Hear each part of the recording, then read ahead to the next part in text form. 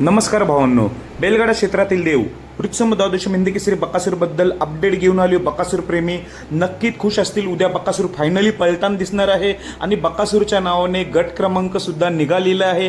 पहिल्या गटातच चिठ्ठी निघालेली आहे. तर नक्की झालं काय, खरं तर 9-10 वाजेपर्यंत बकासूरची नोंदच नव्हती. लाईव्ह लॉट चालू झाले होते.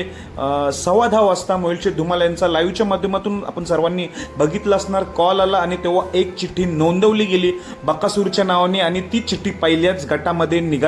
खरं तर दुपारी नियोजन नव्हतंच. मी दुपारी कन्फर्म करून घेतलं होतं उद्या बकासूर पळणार नव्हतात, पण फायनली आत्ता जस्ट 10:15 वाजता चिठ्ठी नोंदवली. लाईव्ह लॉट चालू झाले होते. नशीब उशिरा लाईव्ह लॉट चालू झाले. जर 9 वाजता किंवा 8 वाजता लाईव्ह लॉट चालू झाले असते तर आपल्याला बकासूर उद्या दिसलाच नसता.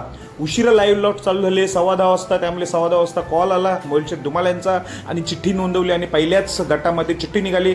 गट क्रमांक 1 मध्ये तास 5 वर गट क्रमांक 1 मध्ये तास 5 वर बकासूर आणि वजीर. कासार आंबोलीचा हा वजीर नवीन चेहरा आहे.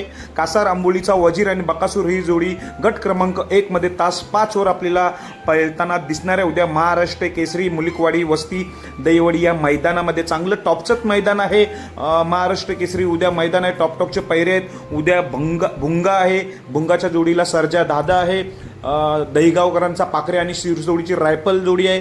मेहरबान आणि MM नाना यांचा राजा देखील आहे. 3 टॉप जोड्या आहेत. तर बकासूर फायनली उद्या आपल्याला पळताना दिसेल. बकासूर आणि कासार आंबोलीचा वजीर ही जोडी गट क्रमांक 1 तास 5 वर पळताना दिसेल. नशीब हे लॉट्स उशिरा निघालेली आहेत म्हणून म्हणतोय, कारण की जर लॉट्स 9 वाजता निघाले तर बकासूर आपल्याला उद्या दिसलाच नसता. 10:15 वाजता चिठ्ठी नोंदवली आणि पहिल्याच गटात नोंद झाली. बकासूरची पहिल्याच गटात चिठ्ठी निघाली.